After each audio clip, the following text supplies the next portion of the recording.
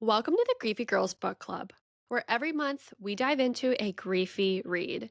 From memoirs to biographies to fantasy, romance, and beyond. If it touches on grief, it's fair game. We are your hosts. I'm Kendall Rogers. And I'm Rachel Dwyer. You might know us from our podcast, Two Girls with Grief. For us, reading is both healing and a powerful way to explore grief. So we knew it was time to give it the attention it truly deserves.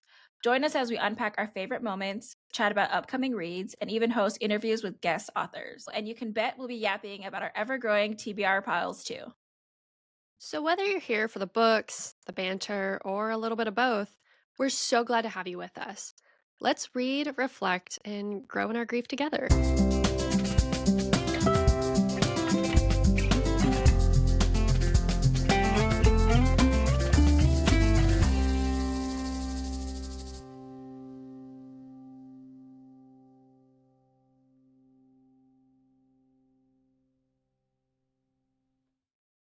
Welcome back to the Griefy Girls Book Club.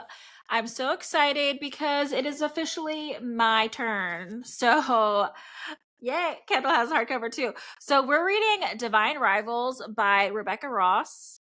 And I chose this book because it's actually very griefy, It is, but yeah. there's like romance and there's like, what'd you call it? Like fantasy-ish, or what would Yeah, the, it is very fantasy, but it's a very different fantasy than anything yeah, I've ever read before. because it's like very, like there's like magic But remnants, mythology? yeah, but it's also just like very, like they're humans, like the regular people don't have magic. So it's a very good book, but also it was darker. So I was very curious how Kendall would like this book because our choices are very different. So I was excited to have Kendall read this and get her thoughts of like, are we aligned on a book? Are we like fully aligned on a book? I would say this is the book. We are aligned on this book. Well, so far, I know Yeah. you've read it before, but I'm only 12 chapters in and I could say like I cannot put this book down. It was hard to not want to keep reading. The first time I read this, I feel like it's before I really like had processed a lot of my grief. When I first read this book, it definitely made me cry a lot Mhm. because there's just like parts that happened that I was like, oh my God. There's some really sad parts and I was It like, is. "Oh." And to imagine like the main character, Iris, she's only 18. Yeah. I was like, She she's a 18 or 19. kid. I Oh, think Kit's 19. like, I know Kit's 19. I don't remember how old she is, but She's a kid. She's a late teen. but before we dive into the book and give a little bit of a background on the book for those who are not familiar with the book, but you should be if you aren't already, is there anything that you're reading right now that you're really enjoying? Yeah, so I read like 10 books at once, which is unhinged, and I know that, but it's because, like, I rotate through different things, like, sometimes I'm reading a nonfiction, sometimes I'm reading, like, books about philosophy or religion, but then other times I'm reading, like, 2 different fiction books, so I just finished Pet Sematary, definitely a griefy book. I don't know if that book will ever see the light of day on our podcast because it is very heavy in grief, very heavy in the visuals. I liked it. I liked Pet Sematary, which is by Stephen King. Um, I've and seen the movie. oh, you've seen it? Okay. I haven't seen the movie. This was the first time I ever read the book. There's like a few of them, I think. Yeah, it's probably maybe his scariest book in comparison to like it, but it was definitely, Was it griefy? I mean, yeah, I guess it's like people trying to get their kid that passed away to yeah. come back. I remember that part. Yeah, I mean, it's kinda I don't wanna say slow burn for death, like, I don't know how to say that, but it starts off very slow, but, I mean, it does have a heavy anticipation for, like, "Oh, I know things are about to go, like, haywire and off the rails."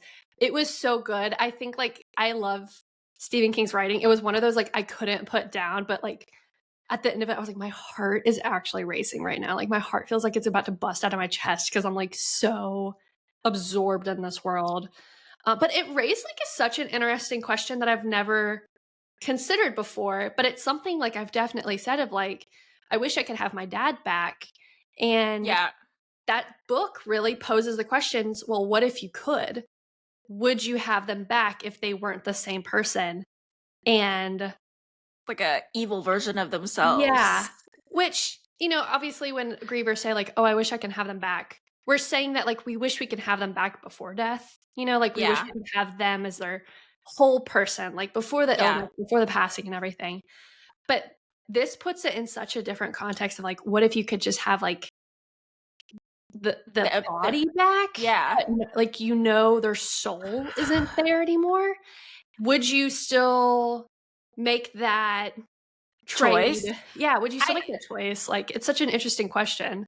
That poses such a weird thought because it is to me one of the weirdest things of like you'll see your loved one's body Mhm. and they're not there anymore. And it Yeah, just feels so weird because it's like how are you here but you're not here anymore? exactly, It yeah. it's like the weirdest thing to like accept that like I'm seeing your body but your eyes won't open. You won't talk Yeah, to me ever again. It's such a weird thing, but you're like seeing it and that's when you have to accept like their soul's gone. But yeah. it's The like thing that makes them the that parts we love yeah, about them are not yeah. there. And that's when it's like I detach from like the body of like Mhm. they're not in there anymore and I don't know where they are, but this isn't them anymore. Well, and even, you're reading from the main character's point of view, and for those who haven't read it, the premise is that he loses his very young son, and he brings him back to life. So kind of like this it's not like a true zombie like, it's not a zombie tale, Yeah. but it's almost like something darker and more demonic comes back. But also, like, when you're in the worst of your grief, like, sometimes, You like, get desperate. you're Yeah. desperate, you're irrational, like, logic is not making sense to you anymore because there's, like, even as a human, like, it's hard to logically explain why we die sometimes, and especially when you're in that impassioned state of, like, your Yeah. emotions are haywire. So it put me back in that sense of, like, that deep grief I was feeling immediately after my dad and thinking, like, how far would I go to bring him back even if it wasn't him? And I still think, like, I wouldn't, because Yeah. just, like, what has happened, you Yeah. can't go back and change that, and so there's kinda like, you have to come to a point of, like, this is inevitable, this is acceptance that, like, we will all die, but, I also have never lost a child, and I don't know what Yeah. that type of, like, pain feels like, and Yeah, it like that was exact definitely graphic, so if you're not into I that. I know that I for a fact that I hid probably for 50% of that movie. So I don't blame you. I don't know how I don't know if I'd be able to read it. It it was definitely, very visual. It was very a visual book, but his Yeah. writing is so easy to read that I was just like it was like a movie playing out, so it was Yeah. I good. mean, when I read a book, I see it in my head. Yeah. So I don't know that I'd want to see this in my head. Yeah, because he doesn't stray away from, like, the decay that happens, for those who have buried their loved ones, like, that's something, like, Yeah. I did with my dad, and that was a thought that I had. I would say those are the things that I've done a lot of, like, researching in, because for some reason it made me feel better to know about how does the natural state of things happen scientifically. That put Yeah. my brain at ease rather than my brain wondering about the worst case scenarios of, like, a body decaying. But, like, I know a lot of people are not don't wanna Yeah. explore that. That's a very, like it's a very hurtful, painful place to think. But, I mean, he goes into that in the book, and I was like, "Whoa," even for someone who, like, I've read Yeah. stuff that's all about, like, bodies after they die. And I was like, "Woof, he really did his research on this." That's why he's Stephen King. Yeah, that's why he's Stephen King. So, yeah, I've just finished that, and so that's what I was reading recently. And we Well, I don't think it's a good pick f I was reading it to see if it would be a good pick for the podcast. I don't think it is. I think that's one we're gonna gently move aside for another yeah, time. I'll talk about it as a movie, but yeah, I think I would be like a little bit scared. Yeah. I know for a fact I hid from watching it, so I'm like, I'm gonna be like texting 3 am like, Kendall, I'm having nightmares right now. Yeah, and, like, I was, like, reading, I was like, this is the griefiest book about death I can think of." Yeah, I think when you take away some of the like the horror, Mhm. I can see from even reflecting on what I've seen that, okay, I get that. And at the time I hadn't lost anyone. I watched it a long time ago. Mhm. So seeing it from that lens and just, the parts that you understand, I can get that. But even now, like anytime I see a pet cemetery, I just think of pet cemetery. Like Yeah. like Well, that's all I'm gonna scary. think of now too. Yeah. So I never look at pet cemeteries as like, it's already sad, right? It's like, oh, your pet's buried in the Mhm. cemetery. But I only see it as like, this is a place that a baby is gonna come back that's like Chucky like and gonna kill you. Like Yeah. that's all I see. So that has lingered. And I probably watched the movie like 20 years ago at this point. So Yeah, and, in the grand scheme of it, I finished the book and I was like, "You know what? If I ever had any questions, if that was a weird option given to me, could I bring people back from the dead?" I now know the answer will be no. Like, I now know for a fact I do not want that to yeah. happen because this book has posed an alternative to, like, the unknown and Yeah. the other side, so, I mean, for that being a hypothetical question, I now know the answer is no for myself. Yeah. Yeah. Well, all my family members are cremated as well. So See, and that's out the that's window. definitely an option you don't ever have to worry about Yeah. with burying. So for me, cremation is a good way to go. You just reduce that. Yeah. You just take the option out entirely. Yeah. Let's just not test that. Yeah. Let's just not test that. The book that I'm reading is called Trip. What is it? Trip Switch. I actually read it all last night, Oh yeah, you were talking about that. and it's, what's the author's name? Allison Specca. It's called Trip Switch: Grumpy Sunshine, Forced Proximity, Vacation Romance. So you can see where our ones are like that. That's what I read. It's by Allison Specca, and it's on Kindle Unlimited. I saw a TikTok about it. It was an easy read. I read it in like 4 hours or something. I like a good like grumpy sunshine where the guy just like opens up and he's sweet to you, but maybe he's grumpy to other people. Like, I don't know. Kinda like Vacation black romance. cat, golden retriever energy. Yeah. Like protective energy. I like it, at least in reading. Well, I will So say I love for someone who doesn't read romances, I do love unless I choose them. I do love the enemies to lovers trope, and Oh, so yeah, yeah. the Yeah, it was divine like rival. enemies, lovers. Yeah, so Yeah. I love that. When the hating game was really popular, I know a lot of people are like, but I was like, "That was so cute and fun." Like, I loved the hating game. I haven't read the book, but I feel like I would have liked the book. I didn't like the movie. Okay, yeah. I just think there was like one thing where he was like, in the movie, she like went to his place and it's like his wall was like the exact color of her eye and like, or something like that. Like just like, oh yeah, this and this. I'm like, you barely talked to her. Like, and you painted your wall her eye color and what. And there's just like some things where it's like, not in a book, it comes off way too much. Yeah, and you're like, "That's not cute, that's actually a little creepy." Yeah, but I mean, I keep seeing that like so many people like love like stalker romance, Red flag. morally gray Maybe. ones, romances, and personally that is not my choice, but I respect if that is your choice. I feel like it's almost too real with dating that Yeah, like I don't want to read about a guy being a bad guy or stalking whatever, and then I just want to read about a nice guy. Maybe he's misunderstood, but he is a good guy at heart and he's a good guy. That's what I want to read. I don't want to have my brain space going to that, but if you read that, I will not yuck your yum. I just feel like it's too close to reality for me to sure. enjoy that. Yeah. If the only dating I'm going to do is by reading these mythical men, then that's what I'm going to be doing. And I'm fine with that. But I want them to be good men.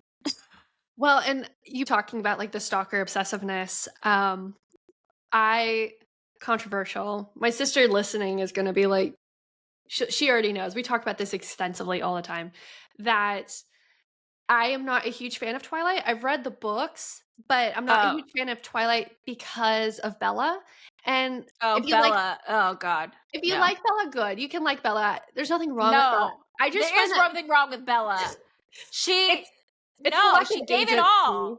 Which is why I like Divine Rivals, because she's a very strong female character. She's a very strong, like, lead, and I love that. Whether if I don't agree with her in her decisions, I still like a firm, opinionated, bold female character taking agency in her life. Or like I think of this scene in one of the Twilight movies where she's like sitting in the chair and like the months go by and it's like the camera spinning around her and she's just like depressed in a chair. And I'm like, Bella, get up, girl. Is that where she's also screaming? I think so, yeah. Okay, yeah, that's what made me. I think I read most of the books. I don't think I read it to like when it got really weird and the what do you call it? The wolf guy ended up like imprinting on the baby, Oh, which is yeah. really weird. I never got to that part. It was the movie that where she was sitting screaming for Edward, and I was like, "This is your life. You're Get like, up. "Girl, He you're left you. 18." Get up." Be like, "Why are you just screaming there uncontrollably?" That is not the baddest like thing that's gonna happen in your life. Get up. Like, and Yeah. I turned it off and I have never supported Twilight since. Well, That I was the love that end. it's kind of like a joke now in pop culture, like, people that like Twilight can joke about it, and I think that's funny because there are so many things that are They're just fun. weird. It's weird, but it's like you can laugh about it, and, like, that is one scene because that was one scene I didn't like about Bellows was her not having that, like, agency, and me personally, I just like female characters with agency. I just don't like women being depicted as, like, whatever wishy-washy characters. Yeah, I think there's what is it? Fourth Wing. Mm, Have you read Fourth Wing? no. Yeah, so I read it at Very first. not in the loop of it. I know everybody and their grandmother's read it, but Yeah, there's like the third book out, and I keep hearing like mixed reviews on it. I haven't read it yet because when I first read it, I don't say she's super weak, but she is in certain areas and just weird that I just not a huge fan of her. She's just very whiny. I love the main character Zayden, which is what has kept me reading the books.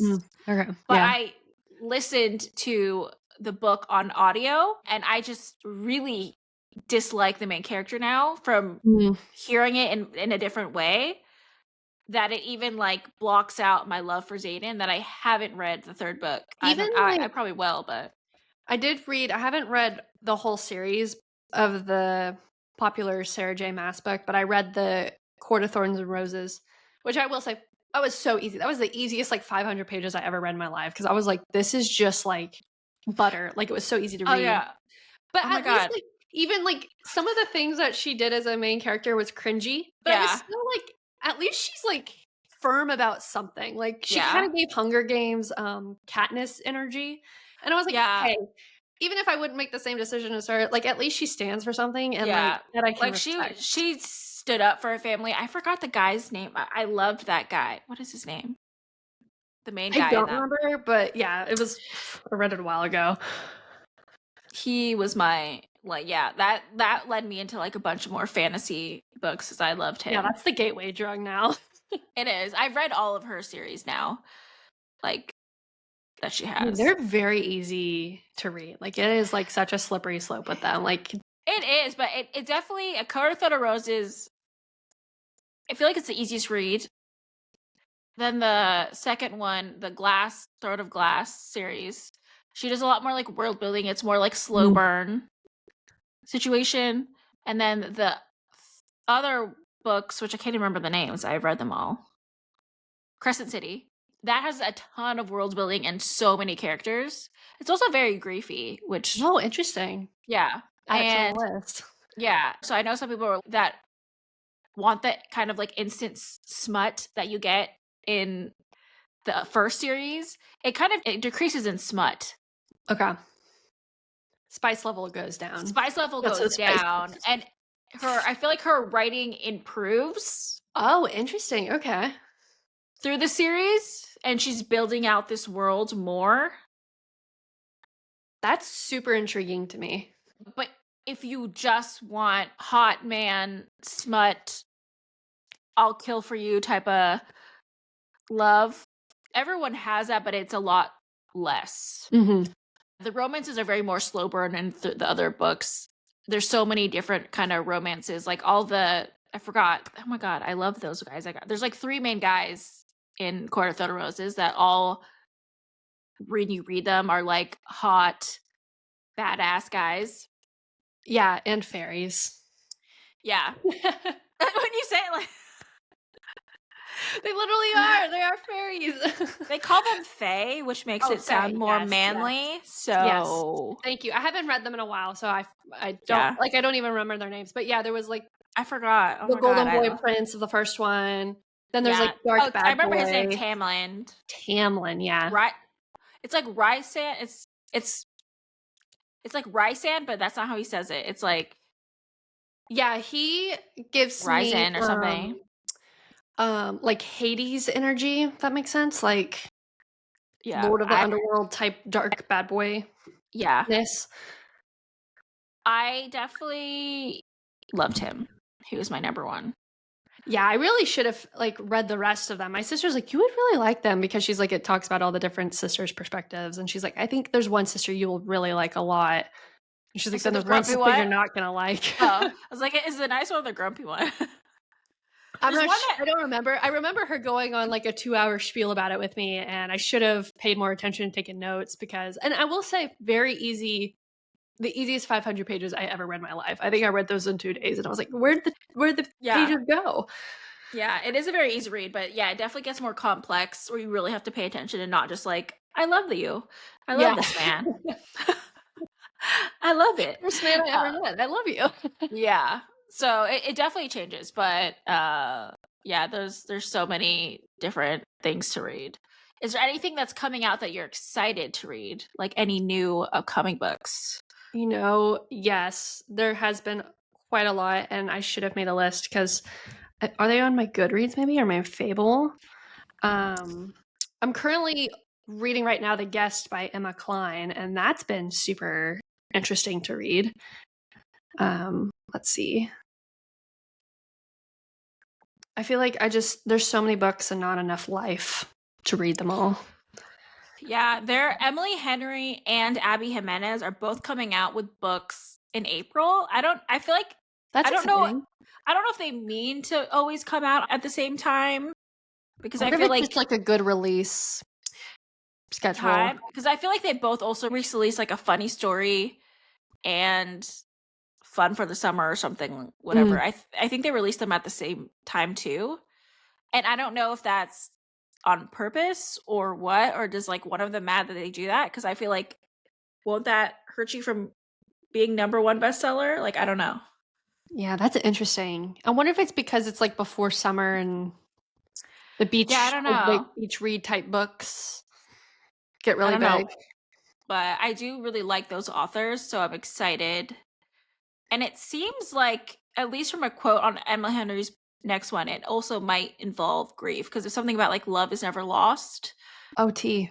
in which I want to be like, Emily, have you lost somebody? Because I can't find Emily, any if you're information. listening, we need to Emily know. Henry, have you lost family members? Because you write about it really well, and I just want to know. Write us in, She's so low Emily. key. Our She's so low DMs are key. open. Yeah. You're definitely gonna see this. We're gonna tag Emily Henry when we post this. Be like, we have questions, Emily. She, like, only uses Instagram too. Does she? Hot tea. Mm. Emily, Mhm. we're opening up pathways to talk to you about grief. Yes. We are gonna woo-woo manifest you seeing this, so So because we have a lot of questions about your relationship with grief and how do you write about it so well.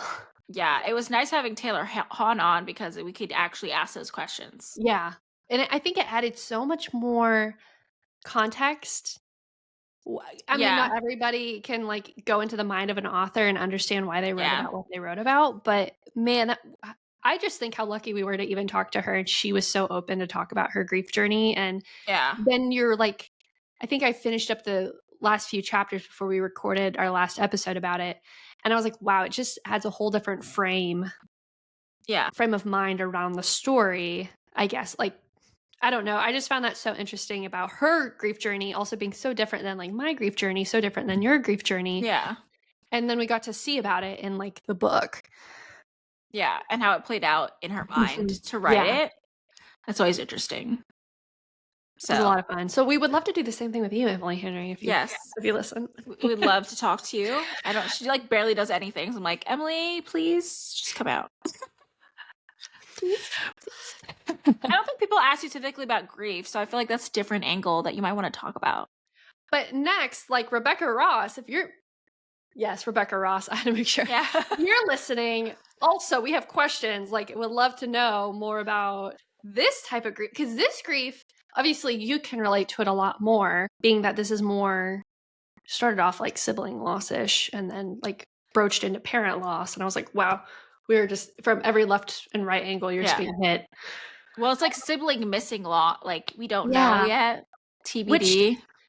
I mean, I'm sure we have listeners out there where it's like you don't know if your loved one is gone, but you're still grieving that person. And you're like, I don't have a resolution. I don't know the answer on Yeah. whether they're alive or whether they're dead. And like, gosh, my heart goes out because I'm like, that's such an open-ended question. Like, it's so much uncertainty, Yeah. so much speculation. And I thought the book did a good job of like manifesting those feelings on how do you feel when you don't know the answer to the people you Yeah. love.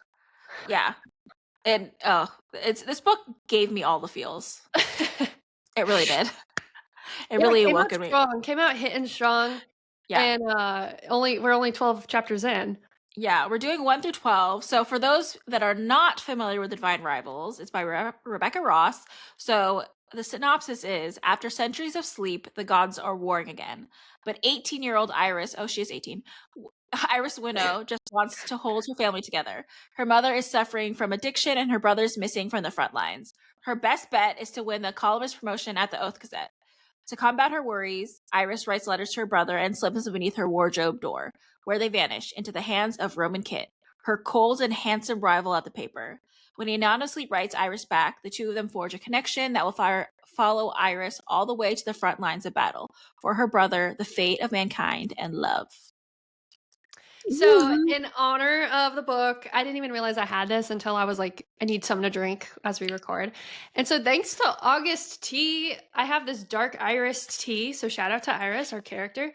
But it's peach, pistachio, and oolong tea. It tastes like peach and feels like Georgia O'Keeffe's flowers. So, don't know what that means, but. Did you say peach and pistachio? Peach, pistachio, oolong tea. Taste this? Do you taste the peach? I can pistachio flavors? The peach.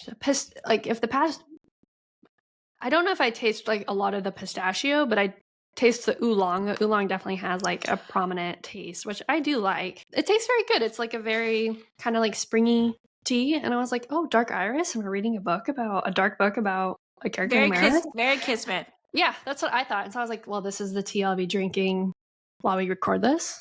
Yes. Not sponsored, but we hope to be. So if this tea company sees us, we'll be drinking Iris. And I love August tea. Y'all have some good ass flavors. Like, let me tell you, the bourbon sugar one, my top favorite. Is it based in Texas? No, I don't know. No, it's not based in Texas. Los Angeles. Oh, California brand.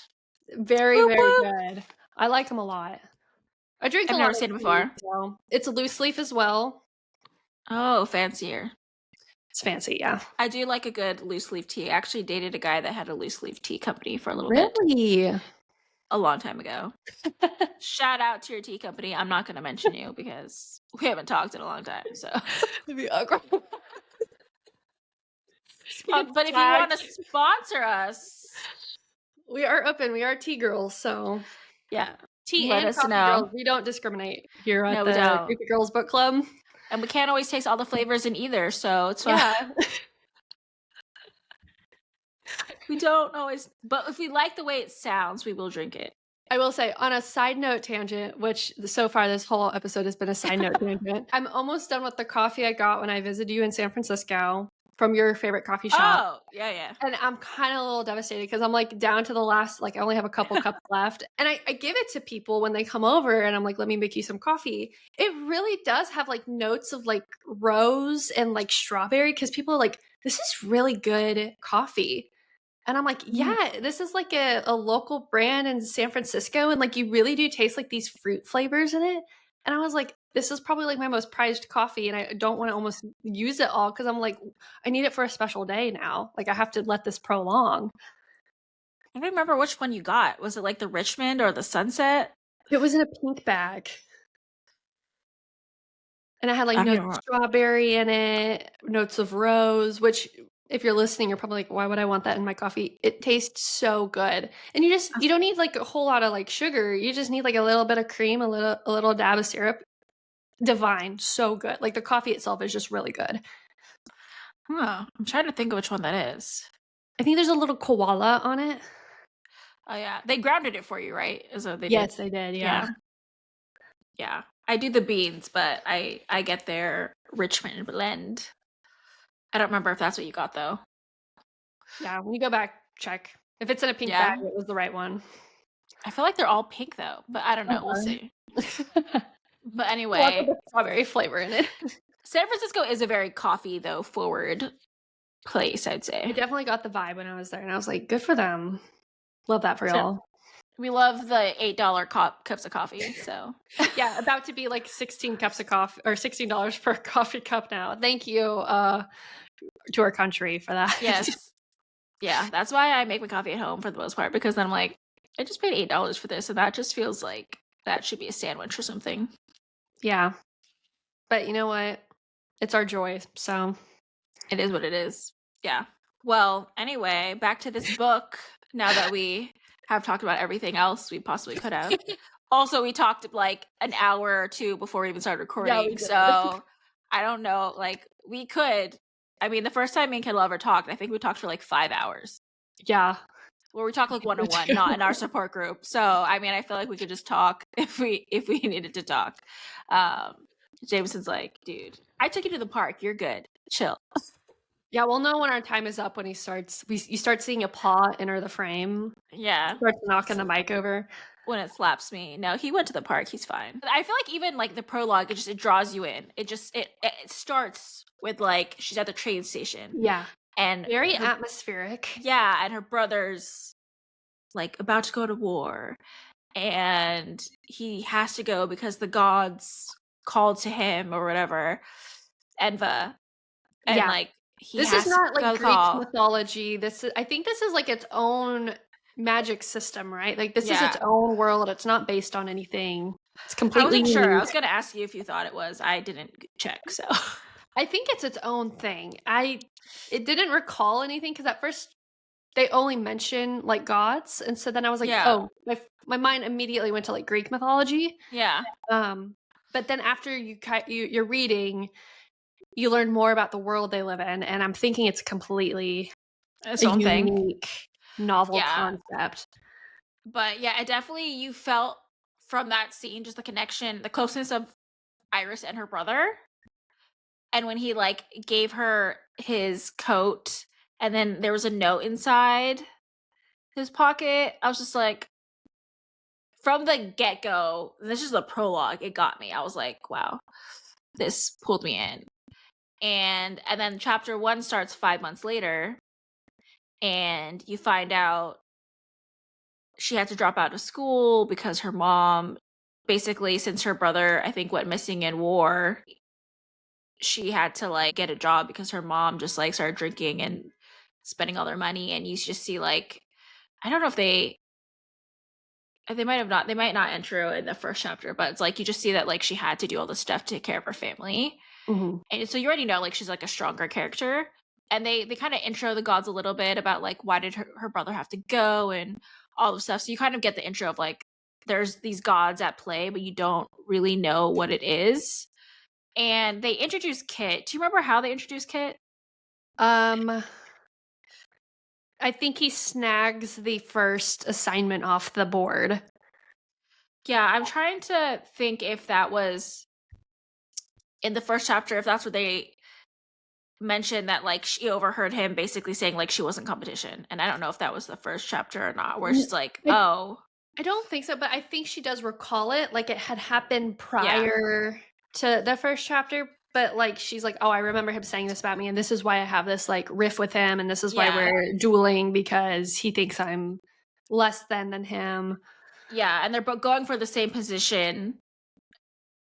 and I think she does open like, it does if it's not straight outside, like, she thinks he's attractive, but they're, like, enemies because 'cause they're fighting for the same thing, and Kit is, like, not nice to her, so I love the whole which is such an interesting landscape to base the story in so far. In this, like, journalist, like, you're a yeah. reporter, like, I'm imagining, like, the classic, like, 1940s noir, like, type of movies where everything's, like they're drinking tea all the time, like, drink so much Yeah. tea. I'm like, "Why are they Yeah, so drinking so much much tea. tea?" Yeah, it's, like, not alcohol it's not coffee, it's just tea, Yeah. and I They have forgot why. typewriters. Yeah, like, magic typewriters. I forgot why Iris invited Kit for a sandwich, but he said no, and then I started being like, "Oh, that's messed up." I don't remember why she asked him to get to Yeah, I sandwich. think she has these random bouts of, like, I think, like, "Oh, I'm gonna You can try be and be nice friend to him," Yeah. and He turns her down in it. she's like, "Well, forget that. I'm never being nice to him ever again." Yeah, and then it shows I think it chapter 2 goes where I think she goes to a magic shop where, like, she's like, "Oh, I'm glad I didn't invite him for a sandwich, or he didn't come because I don't have any money," and she had to just buy, like, the bare minimum at the shop, and the shop magic is, like, checking her pockets for, like, how much money she has. So the So you magic system is so, Yeah, like, interesting when you read this, like, that being one of the examples of, like, the interesting system of magic yeah, being used here. it's like you don't really get how the magic works. It's like, oh, some Right. stores have magic, like, type of thing, but you don't really know why and, like, how that plays out. And then this is a chapter where you find out, like, her mom lost her job, so that's why she dropped out of school to pay the bills, and, like, they don't have power, they have candles in their house, and, like, it's just this whole craziness for her to take on where, like, her brother's gone and her mom has drinking her like, turned to alcoholism and lost her job, and now it's all on Iris to, like, do, and she also promised her brother she would stay in school, and she had to break that promise because she had to keep the not even lights on because they don't even have lights on, but just keep everything going, which is, like, stressful and Yeah, and I crazy. think like, an interesting concept to bring into the book, especially in regards to grief, of that addiction can manifest in these, like, life-changing moments, like, her mom, Iris's mom, asked her, like, essentially has sent her son off to war. And I could see how, like, that would bring out, like, addictive qualities of trying to, like, numb that pain, and so I was like, what an interesting way to bring in that, like, addiction and grief sometimes go very hand in hand, whether we like to admit that or not. Yeah, because you're trying to numb the pain, and when we had Nikki Spolster on our grief podcast, she mentioned that, like, she was Yeah. trying to numb the pain and not handle anything, and that's how she turned to alcoholism. It's because she didn't wanna feel anything. She didn't wanna deal with, like, what she was actually dealing with. But there was a line that I feel like we can relate to because we always bring up stuff, like, with the grief where she says she was writing on her typewriter that was her grandma's, and she was in her head writing to Forrest because he didn't respond to any of the mail that she sent out to him. So she was just starting to write and, like, put it in her closet, and they would disappear, so she thought, like, because there is random magic, maybe it is getting to him somehow, and he's reading these words. And a line in there was, "It was a relief to let the words go. The pressure in her chest eased by just, like, writing to him as if he was seeing, like, being able to read her messages." And we talk about that with grief of, like, kind of that valve and just, like, you need something to, like, let go of some of that pain and what you're feeling. So I was like, "Oh, that it kind of feels like that pressure in your chest eased." But her medium is writing, Mhm. and to let that go. Yeah, and I this also brings up, like, the interesting concepts with the magic system and that they also don't know how the magic works, like, the Yeah, magic seems they don't so know how. random in Yeah. the infrastructure of their city that they live in, and so, like, magic is happening and it's a normal part of their life, but also, like, she can't control the magic happening either, like, it's just happening, which is such a cool concept to introduce of, like, this chaos. Yeah, it's just, like, there, but not there, and then that's when they first bring up, like, the 3rd Alouette, and which is, like, that typewriter, that special typewriter she has, that was her grandma's, And she finally, as she's kind of stewing her feelings, she gets a message back in her closet that just says, "This isn't Forest." And she's like, What a cliffhanger that was. yeah, for that chapter. And chapter 3 opens up very dramatically. Also, I feel like it's kind of like a, what do you call it? Where it's like a seed, because it's foreshadowing in a way. But she's like walking with her thoughts, thinking about, oh my God, who's getting the letters then? Who's been reading my stuff? And she's in her own thoughts. And she doesn't hear someone's like yelling her name. And then ends up, Kit saves her and like pulls her away from getting hit by the tram. And she's like trying to play it off like, I saw it, but he's like, I almost just saw you get killed. And she was like playing it off. And it's Yeah, like, 'cause you oh, can't have your worst enemy be yeah, saving you. savior. Yeah, and she's also said she's wearing her mom's shoes. It just shows like they didn't have a lot of money because her mom's shoes were a size too small. And I think that's why she was walking, or she took the tram, or that's why she was there, because she was wearing those shoes that day. And it just was this whole thing of like, that's how that kind of ended up where they do that. Which will come up in a later chapter, but the line about which I don't wanna spoil it before we get to this part in the episode, but, like, the line about grief feeling like your shoes are too small and it's the blisters on your feet that, like, Oh yeah. you begin to grow those calluses, but, like, it's just annoying, like, the grief you feel for someone is just, like, constant, and you can Yeah. sometimes you can, like, forget about it, but it's just always there because then you remember it, and then all of a sudden it's painful, kinda like the blisters you get on your feet when your shoes are too small, and she Yeah. talks about that when she has to wear her mom's shoes because they're poor, and so she can only afford her mom's shoes, but it's Yeah. something brought up later, which is another sign of, like, the foreshadowing you were talking about. Yeah. And another, I think, part of the happens this chapter is she's like arguing with Kit, and she calls him out for saying she wasn't competition. And he's kind of like confused slash like flustered, like he didn't realize that she heard him say that. And so kind of it's like, I think it also shows like she stands up for herself, like she doesn't just take shit, because she was Mhm. like, you said that. And it also in the chapter highlights her friendship with Sarah, which is like her coworker, which I think is more like a secretary. Yeah. And they talk about like what was your dreams, like what do you wish you'd be doing. And Mhm. Iris said that like she is doing her dream job right now, like writing things that matter is like what her dreams are. And I think that kind of foreshadows like her decisions moving forward.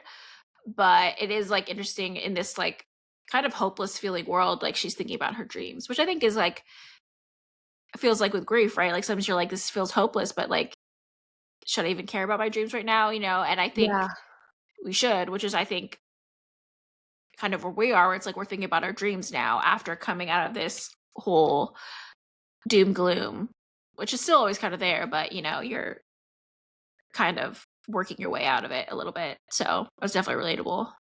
Yeah, and I in that conversation, which I love because that has me hooked about this storyline of, like, what is going on with the gods and why are they so relevant and important, and what's Yeah. the point of this war, and you have a lot of questions about why all this is even happening, and I think Rebecca's Yeah. doing, like, that slow drip that you slowly in each chapter, you learn another clue of, like, the magic system and the gods and how it all comes together. Because at first I was like, okay, there's a lot happening. I don't understand what's going on, but it's Yeah. in these little conversations you get like a slow drip of Slowly start to understand. yeah. Yeah. Another thing I think we have to point out in this book, in this chapter, is when she called him out, she like her arm brushed his chest and he like hissed, which I still don't even know. Like when people say this stuff, I'm like, what is that? But I feel like when in those in books like this where it's like enemies to lovers, it's like where they really aren't really enemies, because it's like when they touch, they feel like this kismet, like it's like, Yeah, oh, like you feel something. And like she didn't. chemistry. Yeah, and it's always that like it's misunderstood. Like for her, it's like, oh, I repulsed him, and to him, it's probably like, oh, I actually like her more than I thought I did. So Mhm. I always think that's like an interesting thing that I think is always popular in enemies to lovers tropes. That like it's like they touch, and it's like a sizzle, almost like, oh, I didn't know that was gonna happen. Yeah. which I always love. So I was like, I need to point that out. But it does end with her trying to like read up on Docker.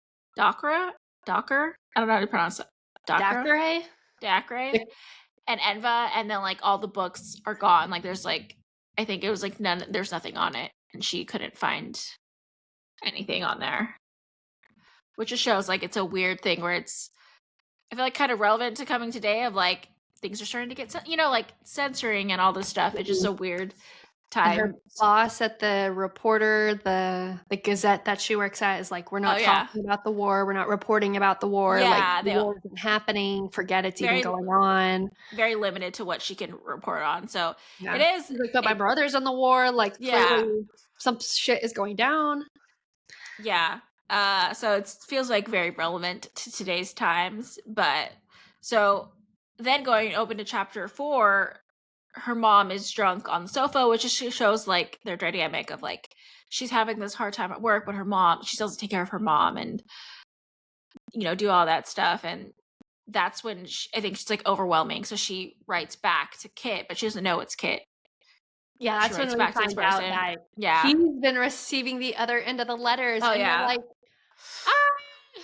Yeah, and I think he says it might be in this chapter where he's like he knew he knew it was her because she said that where she worked, but he said also just like the style of her writing, which means that he also reads her writing and he was saying that she's a brilliant writer. So you already can tell there's more affection for Iris than he lets out, like Mhm. plays like that he does like her. And so you kind of see like there is more to it than he lets on by that. And Kit reflects on like how am I getting these letters? And one thing he thinks about is like he has leftover magic in his house too, and he talks about like a few magicy things around his house. So he just assumed like that's probably how like there's some like leftover magic, and he thought it was a joke at first, but he realized like oh no, she's writing to her brother. Or first he thought it was a lover, and then he's like oh it's her brother. So I think it's one of those. It's like he's starting to get to know her. I Without her knowing. anytime a book has like letters, I'm a sucker for letters. I don't know why. When there's Aw. like letters in there, I just always think that's like very sweet. And granted, this is like they're writing deep things, but they don't know, or at least she doesn't know who she's writing to. Yeah. She's So kinda like writing to an unknown stranger, or, like, she talks about it in the later chapter. She's like, "It might be somebody in a different time." Like, she doesn't even yeah, think that this person's in yeah, the same time period as her. because they don't know how the magic works. And so Iris is like, "Oh, I'm sorry to bother you. You can send the letters back." And Kit's like, basically, he realizes he doesn't want to send the letters back because he likes receiving them and he likes reading them. And so instead of just like ending it there, he replies, "I'll gladly read anything you write." And so you kind of see like there's this thing budding, but it's like in her head, Kit still hates her, but Kit you can see is like warming up to her. Yeah, like, there's, like, an affection for her. Yeah, yeah. And so chapter 5 opens up with the I think the one kind of main thing is I think she finds, or it might be at work where he mentions like the Ink Tribune and war correspondents and how like they make double the pay and like don't work for them. I think that's when this happens in this chapter, and you see like, but they're actually reporting on the war, which is what Iris wants to write about. So it kind of plants that seed there that like there's this other news that is not censoring their information. Yeah, and she would get paid better if she Yeah. hypothetically like, she sees the job for the Tribune, and she's like, "Well, I could go on the front lines and report Yeah. about it and actually write about important shit and not be censored like she is at the Gazette." Yeah. But and then, like, paid, I think she says, like, double, which obviously Yeah. she's kind of strapped for cash, so Yeah, so it's like it's very tempting. And so like you mention it, but then it kind of like just stops there because her Iris's boss is like, I'm giving you an opportunity to write a story about anything, and that will be the decision between whether you get the columnist role or Kit does. And so it becomes this thing where like, oh, she got a special story, and then Kit finds out and he's all upset, and he's like asking her like, "Oh, you got a special story, didn't you?" Like kind of pushing it. And he said like and this is where they get into a fight, and he says, like, basically, she'd only get it because she needs pity, and he's like, "You're always late, you're disheveled, you dropped out of school," like, and then she says, like, "You'd only get the job because uh your dad bribed him." And so you see, like, their, like, differences and, like, "Oh, would you really end up together because you don't get along?" And, like, all this stuff. So it's, like, a very, I don't know, like, deep thing where it's like, oh, they're so different, and it really, like, points out their contrasts and, like, their upbringings and their wealth and their families. Yeah, and I mean, we see this at the beginning of the next chapter, but I think in this point and with even living at home with her mom, she feels so alone, and Yeah. she has, like, one friend at work, but we don't really know, like, her boss hates her, like, isn't really fair to her. Her colleague, Yeah. Kit, is, like, always harassing her and making fun of her, and then she has this one friend, and then, like, her mom is either, like, drunk or off doing something, so she's, like, very alone not having Yeah. her brother there, which adds to kinda, like, this like, she's trying her best under the circumstances type of thing.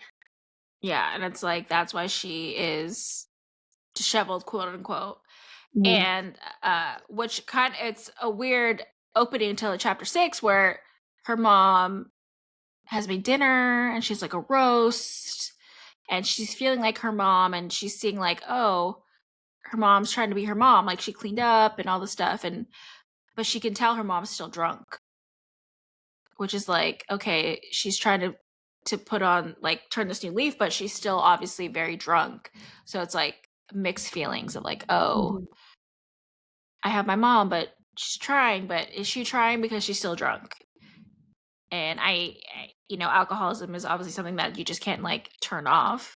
So it's like she has trying to find hope where she can, but and I think it was a very sweet moment because she asked her mom to, like, "Oh, can you curl my hair?" and all this stuff, and her mom was like, "Oh, yeah, of course," and she washes her hair for her, and she's like, "I got new shampoo," and she does it for her, and she's like, "Oh, do you like a boy?" and she's like, "Oh, how'd you know?" And she's like, "I'm your mom," and it just seemed like a very sweet moment, which is also, like, foreshadowing of, like, what the hell, but, um, Yeah, it was it just very was tender. yeah, and just was like, "Okay, then maybe when I was reading this, I was like, "Oh, I'm hopeful, like, she's trying. She's Yeah. trying to get a job again, she bought shampoo, she's made dinner," like, there's hope, the Yeah. sad, sad life that Iris is living has hope. And, like, the little bit of love that she hasn't received in however Yeah. long since her brother left, like, she loses her brother to the war, not I mean, we don't know if he's died yet, I don't know if he's died yet, I'm just saying, like, he's off at war, we don't know if Mhm. he's alive or not, and then we have her mom, who's, like, not herself in the past 5 months, he's been gone, so she's, like, I think kind of also just, like, desperate to feel a family again and feel Yeah. normal and just to have that love again in the household. Which also another question, do we know about her dad? I don't think that's ever said. I don't know that they ever I don't know if they talk Or about is the that dad, brought up actually. later? Is it like a Unless surprise? I missed it. I don't I think don't it's ever know. said anything about which, you know, doesn't really matter, but I was wondering is her dad, like, an important person Yeah. that we're gonna find out later? But I was like, "Gosh," at this point, it's just her mom and her brother as her Yeah. like, her immediate family that we know And of. there might have been, like, one line about their dad that we just, like, are not remembering. That was just, Yeah, like, maybe. It he was that left them. small. Yeah, it was, like, not anything. Um, and That adds so to, like, the heaviness of, like, they're such a small family, and they clearly yeah. needed to rely on each other to get by, and when you, like, already don't have one parent and your other parent is kind of at this faltering state, it's like, Yeah. then who does a child rely on, at this point? Her older Yeah. brother is gone. Yeah, and you see that Forrest is, like, he was the great big brother, like, he let Iris get the bedroom, and he slept on the couch, like, he just seemed Yeah, like he a very did, loving brother. he Yeah. did, and I It's was like just like, "Aw, I would yeah, love to have Forrest as an older brother." which makes it even sadder that he's, like, missing in action. Yeah, And so her mom says in that chapter, like, "Forrest is okay, I know that if he was dead, like, I'm his mom," and so I think it's in this chapter is very hopeful. You're like, "Oh, okay, yeah, things are turning around." And then for the chapter for Kit, you find out, like, oh, his family is not great, and that he's joining a arranged marriage to like Yeah. empower his He's family, a part of a rich upper class family. His where they would dad seems arrange a little bit marriages. clout chasey, like, Yeah, he's like he has this money, but clearly there's not a lot of happiness, and then we find out in another chapter why there's not, like, a lot of happiness in this family, which very much reflects, I think, Iris' situation, like, they definitely have, like, the same dynamic happening. yeah. And so chapter 7 opens with Kit like he deserves to be miserable. Like he was spiraling, like, I deserve this. I deserve this shitty life. I deserve to not be happy and blah blah blah Which blah. you're like, "Why? Why? Like, why Yeah. are you saying that? Like, why do you think that?" And then Yeah, you find out later. yeah. In this episode, we will share that. But and and then while he's spiraling, he gets a letter or like a note from Iris who's asking like, "Do you know about Dakara and Enva?" And he does. He has like this random thing where he has information. So then he writes her this whole like long story and shares it with her. And a kind of a little short as like Enva basically denied him. He was like looking for her, and then he's like, she was like, no. But then he went to violence, and he was like causing all this violence and pain on people. So she's like, if you stop the violence, I'll follow you. I'll be your like your wife or whatever. I don't know, wife or lover or whatever. Yeah, they don't Um, quite specify, but I yeah, guess it was, like, kind of a romantic thing, like, this yeah, dark under god yeah, underworld god wants this sky princess girl, yeah, and she turns him down. But I like the premise of her, like, she's singing to the people who have passed in the graveyard, and she's, like, yeah, guiding them to, like, an eternity, and she's, like, known for music and singing and stuff, and I was like, "What a like, a fascinating yeah, premise that she also has some, like, relation to death." I imagine yeah, he does too, because he's, like, some underworld type yeah. But god, but he's causing death. He's yeah, super he's violent, causing it. and And he has, like, so monsters. yeah. And so she's like, "Oh, I'll call. I'll fine." Like when he started calling violence, she's like, "Stop the violence, and I'll go with you for peace and to be able to play that music." So that's like the intro you get to that. And chapter 8 opens up with Roman being late for the first time, and it's announced like Sarah was like, "Oh, he's engaged," and Iris is like taken aback, but trying to not act taken aback. I know, And she's trying then to be, like, subtle about it. yeah, but she's like, "Oh, no." She's like, "Well, we all thought you would get together. We thought you'd be a good match." And then Iris mentions like saying no, but then she like slips like, "Oh, he would never see me that way." So it kind of shows like she also sees him as higher up because of like her upbringing and stuff, and he's already like talked about her schooling and stuff, so she's like he doesn't see me that way because I'm like below him in his eyes.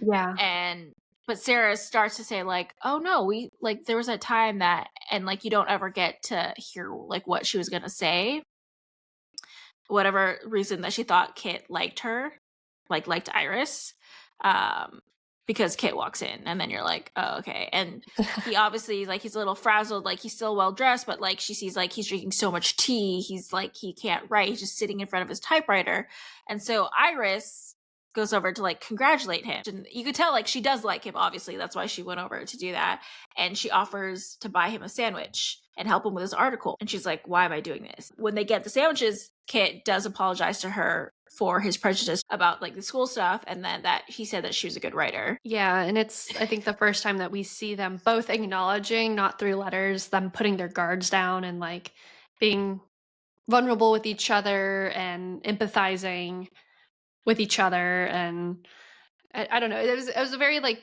it's this very sweet moment that happens between them. Yeah. And then chapter 9 opens very ominously, like her mom is not home. And so she's just kind of worried, but she's like trying not to be worried because sometimes her mom is like drinking or out or whatever. And so she's trying to not freak out. But then while she's also kind of spiraling, Kit writes to her. And I really liked this one where he says, like, do you ever feel as you wear armor day after day that when people look at you, they only see the shine of the steel that you've so carefully encased yourself in?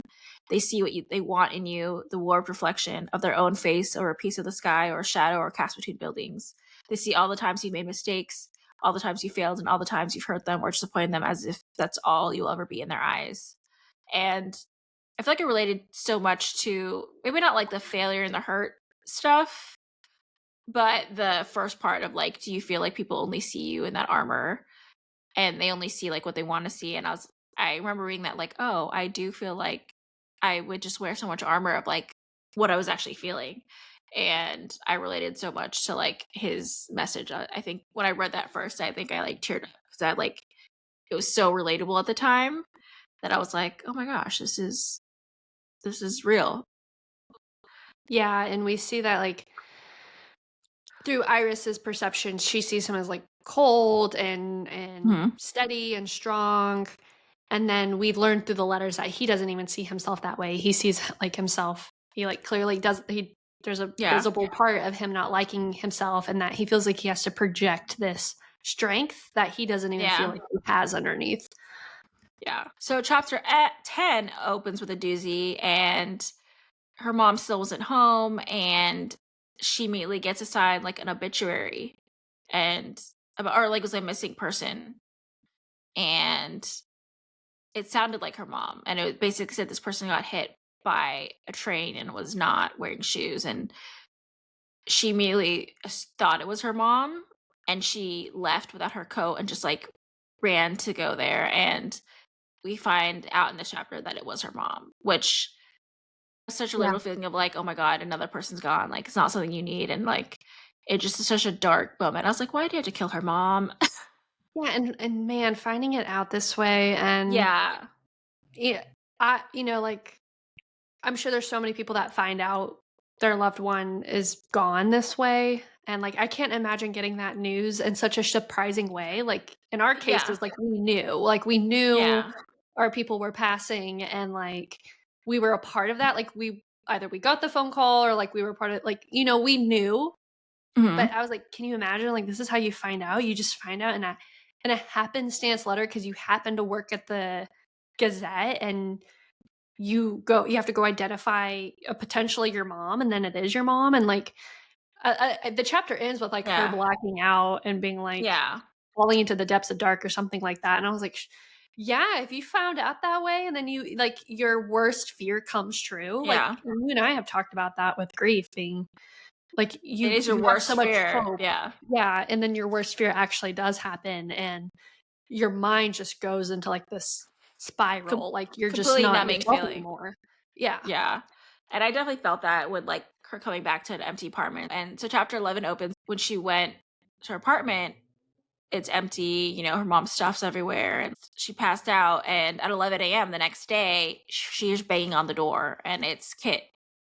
And at first, like, I think it's like something put out was like her shirt was unbuttoned because she just kind of like fell asleep, and Kit was like, she said that he said it in like a weird voice. He's like, "Oh, am I interrupting something? Like, are you?" And he was freaking out, like, and you could tell already from like that interaction, like, one, he went there, right? Like, he was worried. He actually went there. He brought her a coat for her, and He, he like, reacted. crossed the railroad tracks or, like, went to Yeah, the poor part of town wherever she yeah. lived And from she's like his nice fancy embarrassed place. because, like, oh, he's seeing my like shitty apartment, and like Yeah. he pity, and she doesn't tell him in person that he passed away or that her mom passed away. She just said that Yeah. she was sick. And so for whatever reason, she doesn't tell him. But she does say that like when she saw him, she was so relieved or like happy to see him. So she feels a connection to him that like she was happy to see him. Mhm. But it was like this weird thing where she feels a connection, but they aren't actually anything because she didn't actually tell him, but she Yeah. felt that connection. Which is so hard, like, especially when you immediately lose somebody and you're like, "How much do I owe people information Yeah. about the most vulnerable thing that could ever happen to you?" Like, I lost somebody. I'd probably do the same. I'd probably be like, "Yeah, I'm sick with the flu," and Yeah. because I'm sure It's, she's also in denial still, like, yeah. she just I learned think her mom died yesterday. I think it's also hard because there's people that you want to seek comfort in. Mhm. I think there's also she might not know why she wanted to seek comfort from him when they're not Yeah. super close yet. And he's engaged and Yeah, but she has these like feelings for him that she's not really admitting. So it shows. Oh, I'm getting blocked out by the sun. um So she doesn't tell him, and I want to like open up to like I feel like there was like some good stuff in these chapters if my boss will let me read Yeah, we're them. being dog attacked right now. Yeah. The good thing we're on the final chapter because I he know. clearly he's like, wrap it up, girls. Iris doesn't tell him to his face, but she tells him through writing, but she doesn't know that it's him. Like, I feel like a few lines that are interesting is sometimes I'm afraid to love other people. Everyone I care about eventually leaves me, whether it's death or war or simply because they don't want me. They go places I can't find, places I can't reach, and I'm not afraid to be alone, but I'm tired of being the one left behind. I felt like that. So that line to me was like, wow, I'm tired of having to rearrange my life after the people within it depart, as if I'm a puzzle and now I'm missing pieces, and I will never feel that pure sense of completion again. And the last line I'll say is, I lost someone close to me yesterday. It doesn't feel real yet. So you kind of see where she is. Mhm.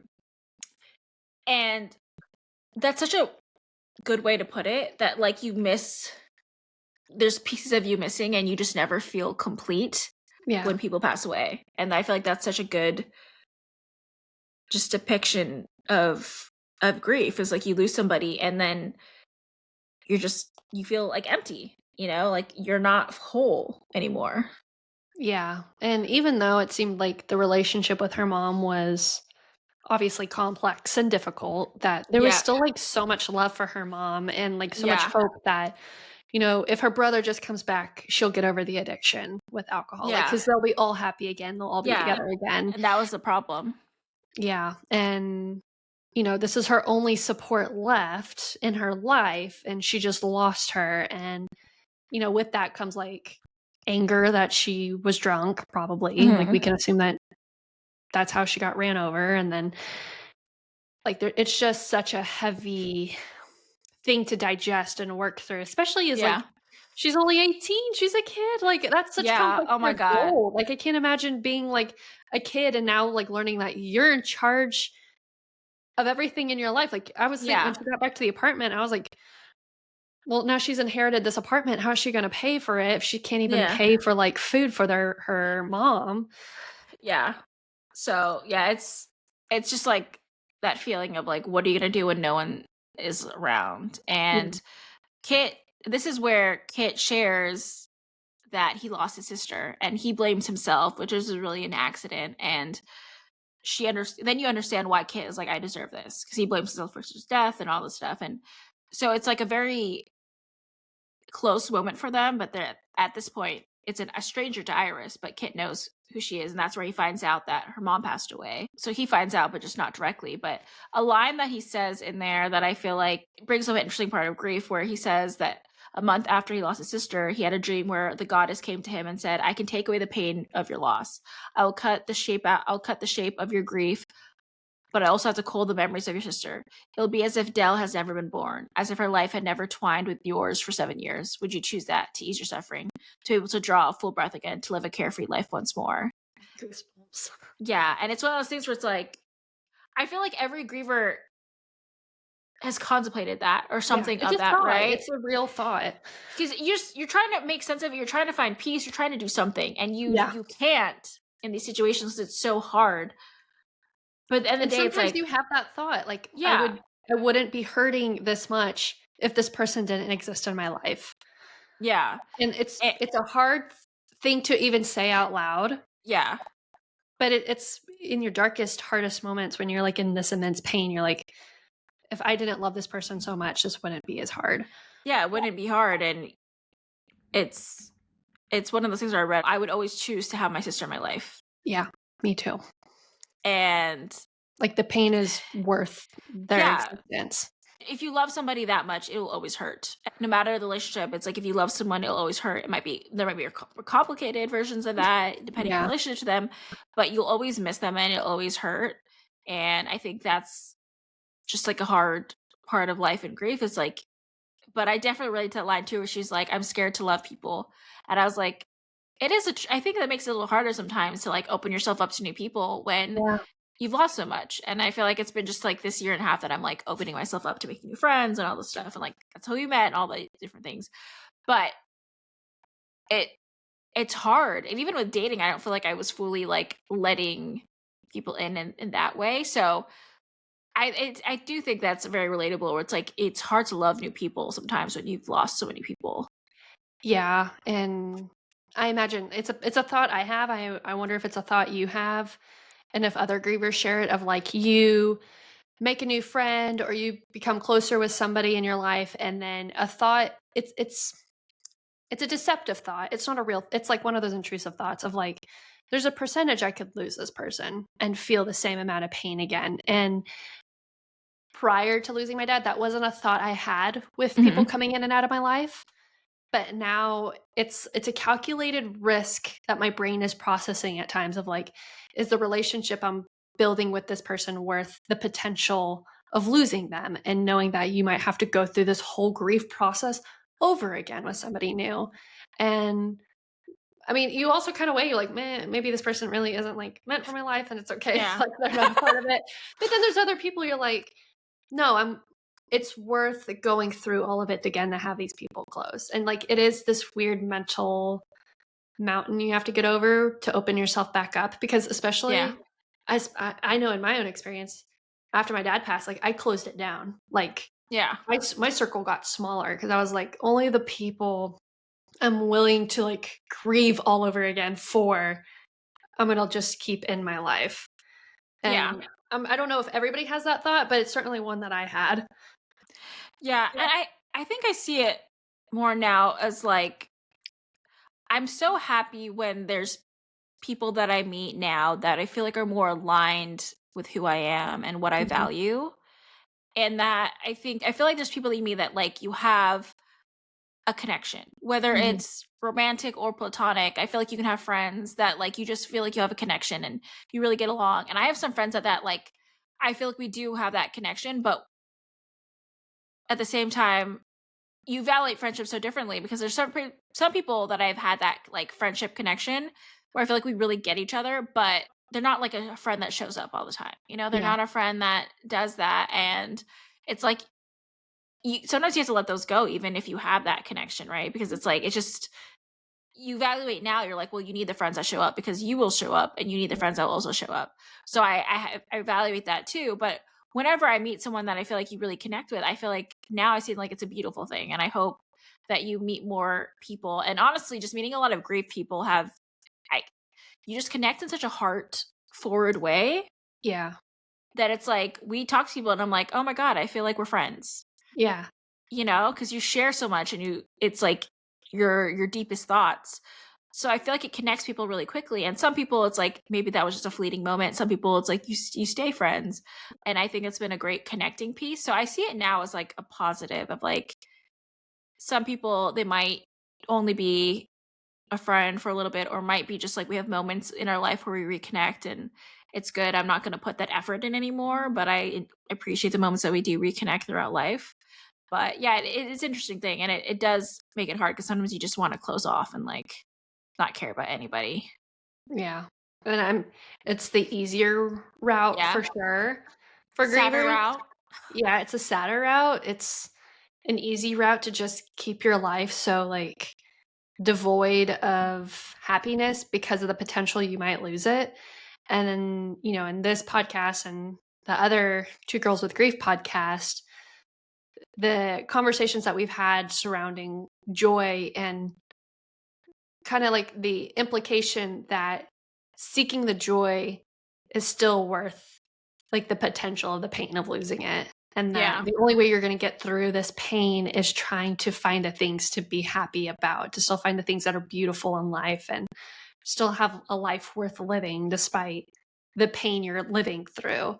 And Yeah. it's a complicated relationship that only everybody can figure out for their own self, but Yeah. And a hard balance. a hard balance for sure. Yeah. Well, this conversation definitely extended way past the 12 chapters. So I hope everyone liked all the extras and the extra comments. Yeah, we had to cover the prologue, so Yeah. Yeah. So, yeah, chapter 12, I think we'll probably read 13 to maybe like 24 or something. We'll Mhm. see. That might be TBD. If it's like a cliffhanger, we might. That's what happened. We were planning to read 1 through 11, but it just was like not the time. I was like, we need to go through chapter 12. I refuse to end right here. So Which is good because I was like, "Yes, I can read another yeah. chapter." Yeah. I texted Kendall. I was like, can we extend to 12? Because I just feel like we just can't end it here. I So was like, "Girl, gladly. yeah. Already got the book in hand." It'll probably be like the next like 13 or so chapter or 10-ish chapters, but we'll share in the next episode the exact chapters. I have to reread them again to like know the exact stopping point. And I We feel can like we're do. really on the precipice of getting deep into, like, the part of the plot, like, I'm sitting over here like, "When is she about to go out to the war?" Like, I'm eager to know all Yeah, this that is just and like stuff. the very first start. Like it hasn't even kicked off yet. Is the second book of this written? Because it's a part Yeah, of a series, right? it is. Okay, good. Maybe we might add this Yeah, on. it is too. I don't know if there. I think from the ending, I think there's only 2, but Okay. I'm not sure. Yeah. Well, very great choice, Rachel. This was absolutely phenomenal. Super excited to, like, read more.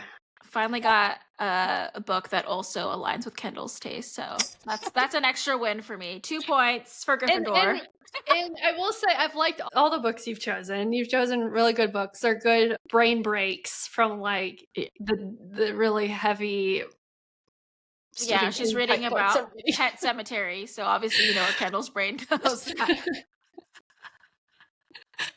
But yeah, I've loved, like, yeah, these are good. Like, and I think this really encompasses a lot of themes. So this was Yeah, so far so good.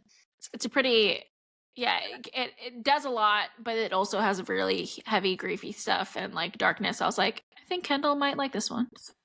Great choice. All Can't wait right, to read everyone. more. Stay tuned for our next episode, which will be out our next following Thursday. And then, of course, these video versions are out on Fridays on YouTube. So Thursdays on podcast, and then Fridays you can watch the full video and see my dog in the actual video. Yeah, Because you won't breaking see that on in, the telling audio. us Yeah, to cut it. yeah, he's the boss here. So we'll see you next week for another breakdown of Divine Rivals. Bye. Bye.